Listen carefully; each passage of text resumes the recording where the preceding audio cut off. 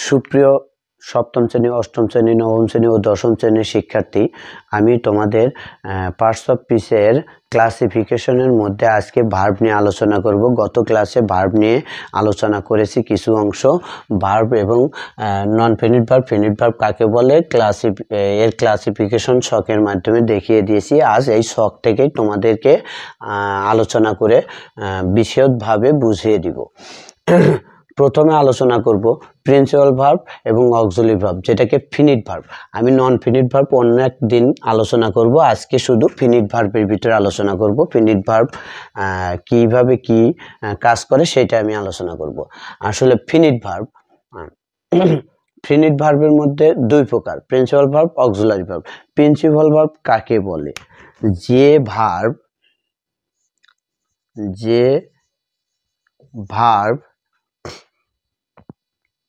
Verb তার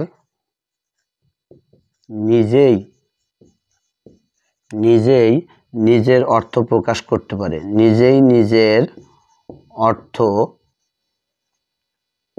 প্রকাশ করতে পারে, তাকে প্রিন্সিপাল ভার্ব বলে। আমি সহজ ভাষায় বললাম, প্রিন্সিপাল ভার্ব বলে।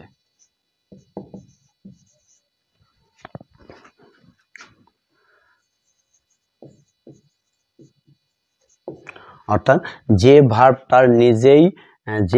তার নিজের অর্থ প্রকাশ করতে পারে তাকে প্রিন্সিপাল বলে। অর্থাৎ যে ভার্বের নিজস্ব অর্থ আছে, আমরা এইভাবে আরেকটা লিখতে পারি, অর্থাৎ যে ভার্বের নিজস্ব অর্থ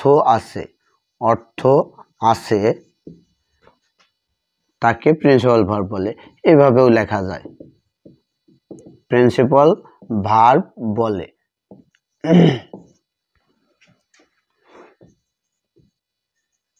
যেমন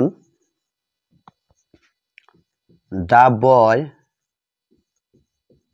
play football, the boy plays football.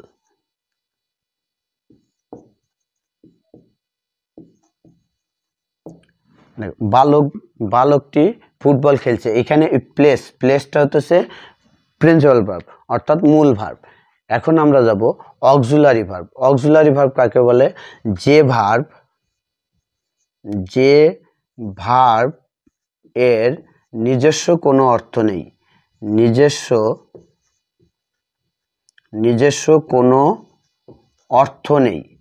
যে ভার্বের নিজস্ব কোনো অর্থ নেই।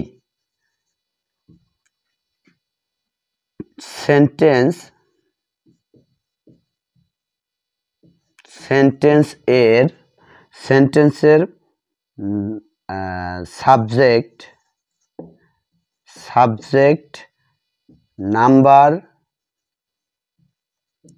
Subject number tense, voice mood ইত্যাদি অনুসারে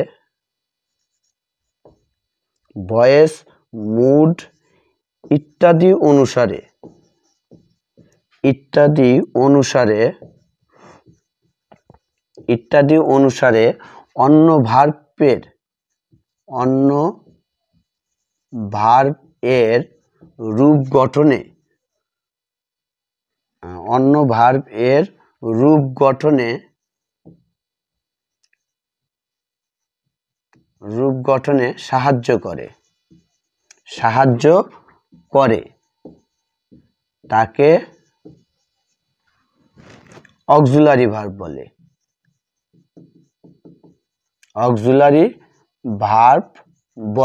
আমরা এটা বলতে পারি, তাকে অক্সিলারি ভার্ব বলে। অর্থাৎ যে ভার্বের নিজস্ব কোনো অর্থ নেই এবং সেন্টেন্সের subject number tense voice mood ইত্যাদি অনুসারে অন্য ভার্বের রূপ গঠনে সাহায্য করে তাকে অক্সিলারি ভার্ব বলে।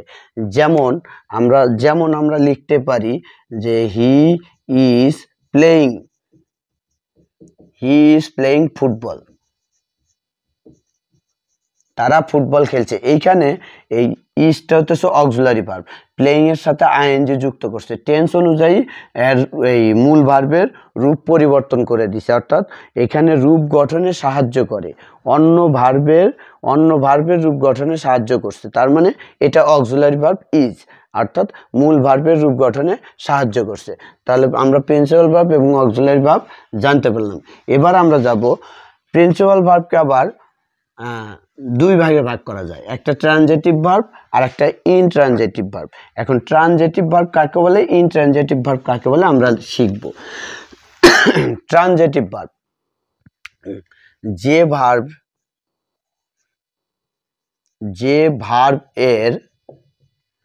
যে ভার্বের অবজেক্ট থাকে, যে ভার্বের অবজেক্ট থাকে, বা যে ভার্ব অন্য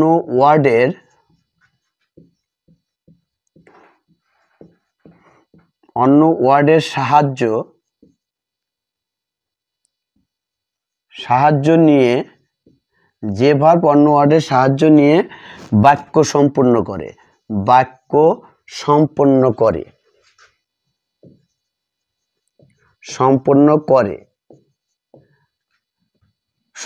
করে অথবা এবং সম্পূর্ণ করে, তাকে ট্রানজিটিভ ভার্ব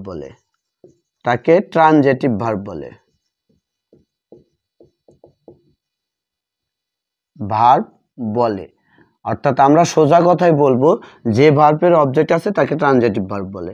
যে ভার্ব এর, সোজা কথা এটা, যে ভার্ব এর অবজেক্ট থাকে তাকে ট্রানজিটিভ ভার্ব বলে। তাকে আমি এখানে এই পর্যন্ত লিখলাম, তাকে ট্রানজিটিভ ভার্ব বলে। যে ভার্বের অবজেক্ট থাকে তাকে ট্রানজিটিভ ভার্ব বলে, সোজা কথায়। আর পরের কথায়, যে ইনট্রানজিটিভ ভার্ব, যে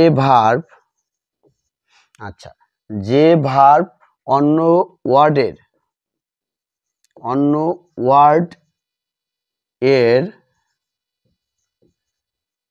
ওয়ার্ডের সাহায্য নিয়ে বাক্য গঠন, অন্য ওয়ার্ডের সাহায্য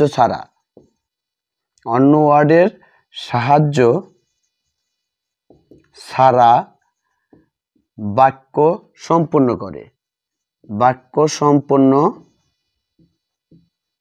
করে, অন্য ওয়ার্ডের সাহায্য ছাড়া বাক্য সম্পূর্ণ করে, তাকে বাক্য সম্পূর্ণ করে। অথবা যে ভার্ব এর অবজেক্ট থাকে না, যে ভার্ব এর অবজেক্ট থাকে না, তাকে ইনট্রানজিটিভ ভার্ব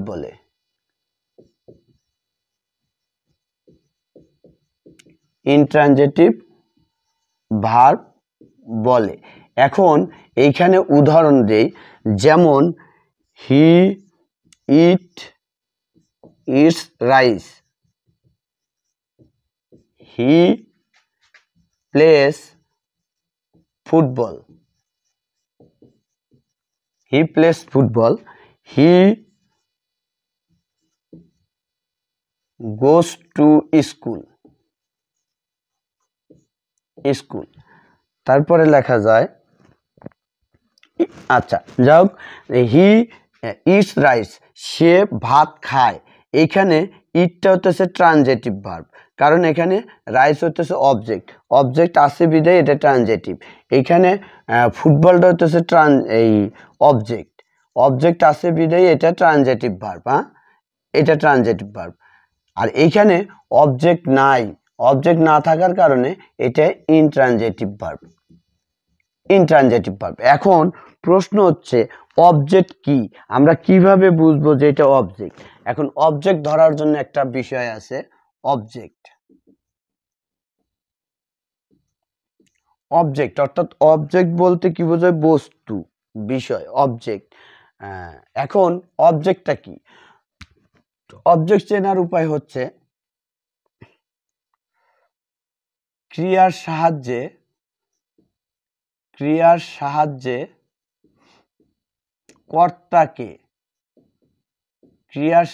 কর্তাকে কি বা কাকে দ্বারা প্রশ্ন করলে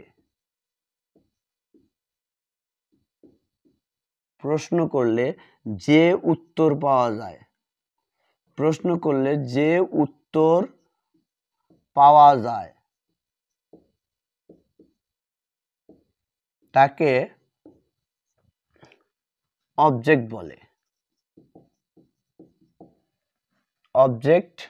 বলে। অর্থাৎ এইখানে সোজা কথা অবজেক্ট আমরা কিভাবে বুঝবো যে এটা অবজেক্ট। এখন এখানে প্রশ্ন করছে যে ক্রিয়ার সাহায্যে কর্তাকে কি বা কাকে দ্বারা প্রশ্ন করলে যে উত্তর পাওয়া যায় তাকে অবজেক্ট বলে। সে ভাত খায়, সে কি খায়? ভাত খায়। সে ফুটবল খেলে, সে কি খেলে? ফুটবল। তার মানে এখানে ফুটবল অবজেক্ট আর এখানে ভাত অবজেক্ট। আমরা এখানে কিন্তু যদি সে কি যায় প্রশ্ন হয় না। কেন হয় না? কারণ এখানে কি, সে কোথায় যায় প্রশ্ন হয়। কি যায় তার মানে এখানে অবজেক্ট নাই। যখন কি বা কাকে দ্বারা প্রশ্ন করা হয় তখন অবজেক্ট পাওয়া যায়। যেমন আমি যদি বলি you give me a pen, you give me a pen, তুমি আমাকে একটি কলম দাও। এখানে মি ব্যক্তিবাচক অবজেক্ট, এটা ব্যক্তিবাচক অবজেক্ট, আর এই এ পেন বস্তুবাচক অবজেক্ট। এখন ব্যক্তিবাচক অবজেক্ট আর বস্তুবাচক অবজেক্ট একটু খেয়াল করি। You give me a pen, তুমি আমাকে একটি কলম দাও। তাহলে এখানে তুমি কাকে কলম দাও?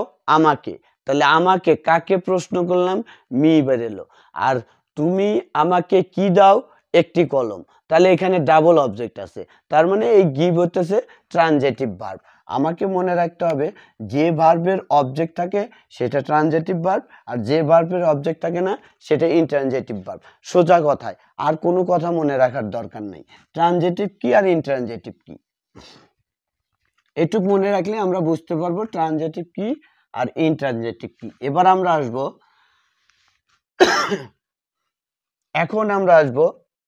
Auxiliary verb.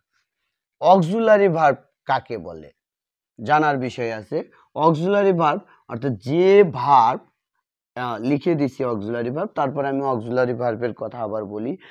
যে ভার্ব এর নিজস্ব কোনো অর্থ নেই কিন্তু সেন্টেন্সের subject, number, person, tense, voice ও মুড অনুযায়ী অন্য ভার্বের রূপ গঠনে সাহায্য করে তাকে অক্সিলারি ভার্ব বলে। এখন অক্সিলারি ভার্ব আছে ডু, প্রথমে do, be verb, have verb, modal auxiliary verb. আচ্ছা, ডু ভার্বের ভিতর কি কি আছে আমরা একটু খেয়াল করি। ডু ভার্বের ভিতর আছে ডু, ডাজ, আর একটা আছে ডিড। ডু, ডাজ, ডিড, এই তিনটা হতেছে ডু ভার্ব। তোমরা সবাই মনে রাখবে এই তিনটা ডু ভার্ব। এখন একটা নোট মনে রাখবে, ডু ভার্ব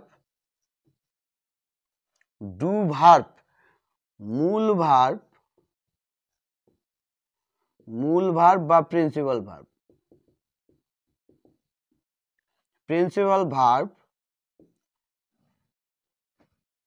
এবং অক্সিলারি ভার্ব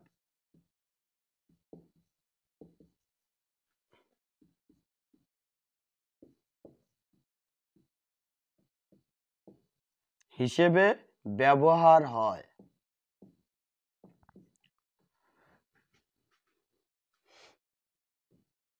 আমরা একটু মনে রাখবো ডু ভার্ব, মূল ভার্ব অথবা প্রিন্সিপাল ভার্ব একই কথা। মূল ভার্ব মূল ইংরেজি শব্দ, এই মূল বাংলা শব্দ, প্রিন্সিপাল ইংরেজি। প্রিন্সিপাল ভার্ব এবং অক্সিলারি সাহায্যকারী ভার্ব অক্সিলারি ভার্ব হিসেবে ব্যবহার হয়। তার মানে এই ভার্বটা দুই ভার্ব হিসেবে ব্যবহার হয়। এখন মূল ভার্ব কোথায় কোথায় ব্যবহার হয় আমরা এটা সবাই জানি। সাধারণত ডু, ডাজ, ডিড, এটা ডু ব্যবহার হয় প্রেজেন্ট ইনডিফিনিটে, ডাজও প্রেজেন্ট ইনডিফিনিটে, এবং ডিডটা ব্যবহার করা হয় পাস্ট ইনডিফিনিটে। এখন এরার রূপ গঠন হয় টেন্স অনুযায়ী আইএনজি যুক্ত হতে পারে, এটা বিভিন্ন ক্ষেত্রে হয়। কিন্তু অক্সিলারি ভার্ব কখন কোথায় কিভাবে ব্যবহার হয় আমাদের একটু জানা দরকার। Auxiliary verb present do verb auxiliary verb কোথায় কোথায় ব্যবহার হয়? এক নম্বরে আছে present indefinite tense. Present indefinite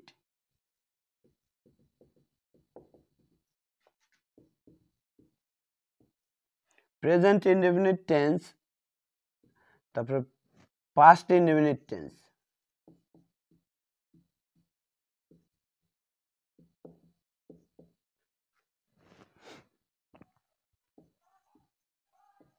present indefinite tense এবং পাস্ট ইনডেফিনিট টেন্স এর টেন্সে negative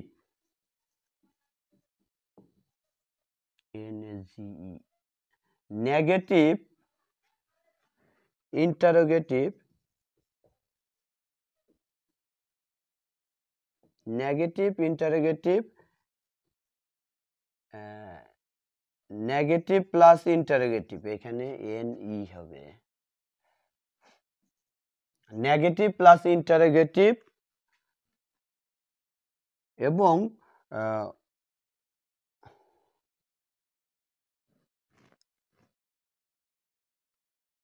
optative optative optative interrogative एक बाद ऑप्टेटिव सेंटेंस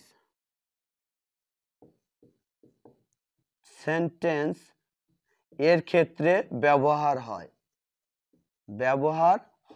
এখন এর ক্ষেত্রে কিভাবে ব্যবহার হয় আমরা একটু খেয়াল করি। সরি অপটেটিভ নেই, ইম্পারেটিভ সেন্টেন্সের ক্ষেত্রে ব্যবহার হয়, অপটেটিভের ক্ষেত্রে না। Negative interrogative negative plus interrogative এবং imperative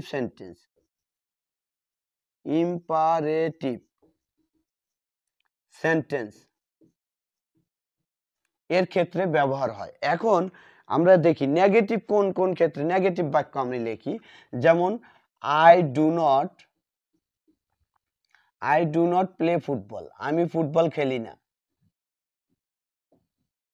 I do not play football, এখানে ডু নট প্রেজেন্ট ইনডেফিনিটে নেগেটিভে ডু সাহায্যকারী ভার্ব, ঠিক আছে। তারপরে হি ডিড নট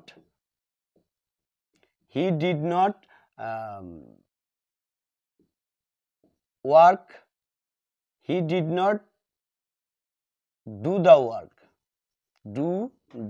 ওয়ার্ক, সে কাজটি করে না, এইখানে করলো না, এখানে ডিড নট, এই ডিডটা নেগেটিভ অর্থে অক্সিলারি ভার্ব। আবার যদি বলি ডু ইউ গো টু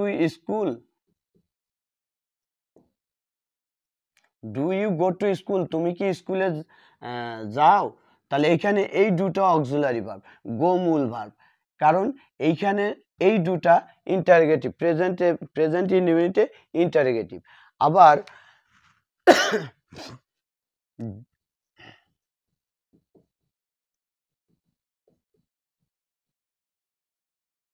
এইখানে ডোন্ট ডিস্টার্ব মি, ডিস্টার্ব মূল ভার্ব, প্রিন্সিপাল ভার্ব, আর এখানে ডোন্ট ডুটা হচ্ছে অক্সিলারি ভার্ব। আমরা এরকম ভাবে ডু ডাস ডিড অর্থাৎ মূল ভার্ব এবং অক্সিলারি ভার্ব হিসেবে ব্যবহার করতে পারি। সবাই একটু খেয়াল করবে, তোমরা যদি না বুঝতে পারো আমাকে কমেন্টে জানাবে, আমি আরো পরবর্তীতে কমেন্টেই তোমাকে সুন্দর করে জানানোর চেষ্টা করব। আচ্ছা, এবার আমরা আসবো বি ভার্ব। বি ভার্ব কি আছে? Am, is, are, was, were, তারপরে বি, বিন, বিং, এই কয়টা বি ভার্ব, এই 8টা বি ভার্ব মনে রাখবে সবসময়। বি ভার্ব 8টা, এই 8টা বি ভার্ব, এই কয়টা হচ্ছে প্রেজেন্ট ফর্ম, এই কয়টা পাস্ট ফর্ম, আর এই কয়টা past participle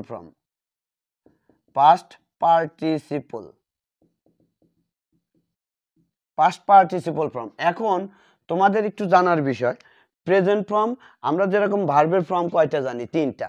present form, past form, past participle form, তিনটা ফর্ম আছে। এই বি ভার্বগুলো একইভাবে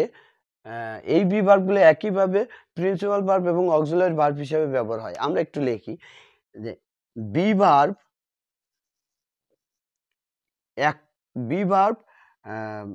মূল ভার্ব এবং auxiliary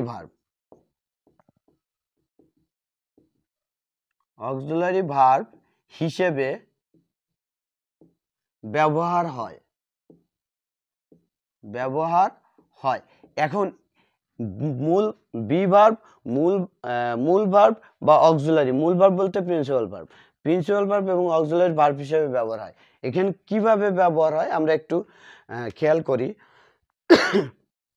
he is doing the work, সে কাজটি করে। এইখানে ইজ ভার্ব অক্সিলারি আর ডুইং ভার্ব মূল ভার্ব। এই ইজের কারণে ভার্বের সাথে আইএনজি যুক্ত হয়েছে, অর্থাৎ রূপ গঠন করতে সাহায্য করছে। তার মানে এটা প্রিন্সিপাল ভার্ব, এই ইজ ডু ভার্বকে রূপ গঠনে সাহায্য করেছে। এখন যদি বলি যে হি ওয়াজ এ অনেস্ট পারসন, সে একজন সৎ ব্যক্তি। এখানে ওয়াজ হচ্ছে সে সৎ ব্যক্তি ছিল, এখানে এই ওয়াজটা মূল ভার্ব হিসেবে কাজ করছে। আবার যদি বলি যে the boy is very good, the boy is very good, বালকটা খুব ভালো। এইখানে ইজ মূল ভার্ব, অর্থাৎ বালকের পরে আর কোনো ভার্ব নাই এবং গুডের পূর্বে আর কোনো ভার্ব নেই। তার মানে এইখানে ইজটা মূল ভার্ব, অর্থাৎ এই ইজটাই এই ভার্বের মূল দায়িত্ব, এই বাক্যের মূল দায়িত্ব পালন করেছে। তার মানে আমরা এখানে বলতে পারি যে am, is, are, was, were, be, been, being এই কয়টা মূল ভার্ব এবং অক্সিলারি ভার্ব হিসেবে ব্যবহার হয়। এবার আমরা যাব, আমি পরবর্তীতে তোমাদের বি ভার্বের ব্যবহার বিধি, কোথায় কোথায় কিভাবে বি ভার্বে ব্যবহার করতে হয় সেটা আমি পরবর্তীতে তোমাদের একটা ক্লাসে দেখায় দিব। এখন আসবো হ্যাভ ভার্ব। হ্যাভ ভার্বের ভিতর কি কি আছে? Have, has, had, have, has, had, এই কয়টা হ্যাভ ভার্ব। এই যে হ্যাভ ভার্ব তিনটা, এই তিনটা তোমরা মনে রাখবা। এই হ্যাভ ভার্ব তিনটাও মূল ভার্ব হিসেবে ব্যবহার হয় এবং সাহায্যকারী ভার্ব হিসেবে ব্যবহার হয়। মূল ভার্ব হিসেবে কিভাবে ব্যবহার হয়? যেমন I have a red pen, I have a red pen, আমার একটি লাল কলম আছে। এইখানে হ্যাভটা মূল ভার্ব, প্রিন্সিপাল ভার্ব। এখন যদি বলি I have done the work, আমি কাজটি করিয়াছি। এইখানে হ্যাভটা সাহায্যকারী ভার্ব এবং ডু ভার্বের রূপ পরিবর্তনে সাহায্য করছে, তার মানে এটা অক্সিলারি ভার্ব। আমরা একটু এইভাবে খেয়াল করব। এখন আরো যদি বলি, যেমন এই হ্যাভ ভার্ব মূলত আমাদের বিভিন্ন ধরনের গঠন স্ট্রাকচারে অনুসারে ব্যবহার হয়। Have verb have, has, present perfect টেন্সে আমরা ব্যবহার করি। হ্যাড ভার্ব আমরা পাস্ট পারফেক্টে ব্যবহার করি। এগুলো বিভিন্ন টেন্স যখন আমরা যাব ধীরে ধীরে ওগুলো শিখতে পারবো আমরা। এবার আমরা যাব মডেল অক্সিলারি ভার্ব। এখন মডেল অক্সিলারি ভার্বগুলো কি কি একটু খেয়াল করি। মডেল অক্সিলারি ভার্ব হতেছে shall, should, shall, should, will, would, shall, should, will, would, can, could, can, could, তারপরে মে, মাইট,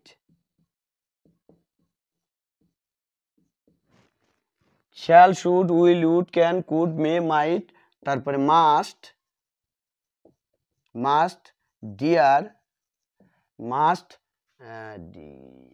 ডিয়ার, নিড, তারপরে ought to, তারপরে used to, ought to, used to, etc. সাধারণত এই কয়টাই আমরা মডাল অক্সিলারি ভার্ব পাই, must, dare, need, ought to, used to, etc. এগুলোই আমরা মডাল অক্সিলারি ভার্ব পাই। এখন আরও কিছু ভার্ব আছে যেগুলো আমরা মডাল অক্সিলারি ভার্ব হিসেবেও অনেক সময় ব্যবহার করতে পারি। সেটা হচ্ছে বি ভার্বের পর, বি ভার্ব এর পরে পরে এবং হ্যাভ ভার্ব এর পরে, হ্যাভ ভার্ব এর পরে টু বসিয়ে মডাল অক্সিলারি ভার্ব করা যায়। মডাল অক্সিলারি, কথাটা একটু মনে রাখবে, মডাল অক্সিলারি ভার্ব করা যায়, মডাল অক্সিলারি ভার্ব করা যায়। যেমন কোনো কাজ যদি বাধ্যবাধকতা করার ক্ষেত্রে, সেক্ষেত্রে বি ভার্বের পরে করা যায়। যেমন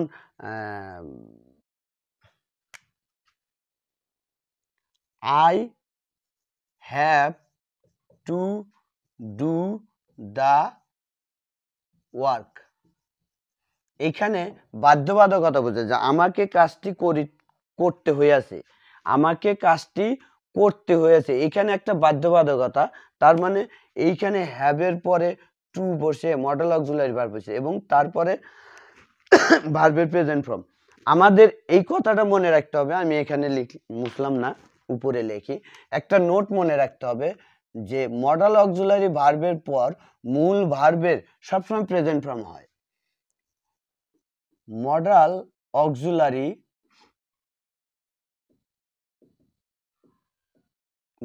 অক্সিলারি ভার্ব এর পরে মূল ভার্ব, প্রিন্সিপাল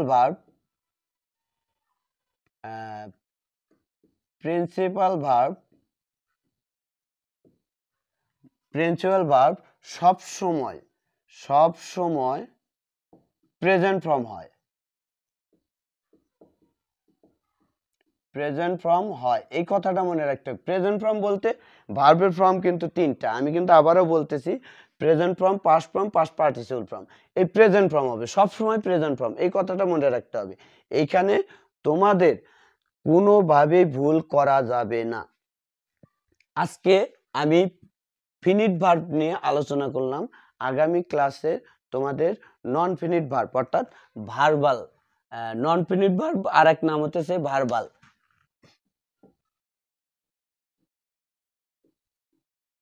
ভার্বালস, অর্থাৎ আমরা এই ভার্বালস নিয়ে আলোচনা করব। থ্যাংক ইউ, ধন্যবাদ। আগামী ক্লাসের জন্য অপেক্ষা।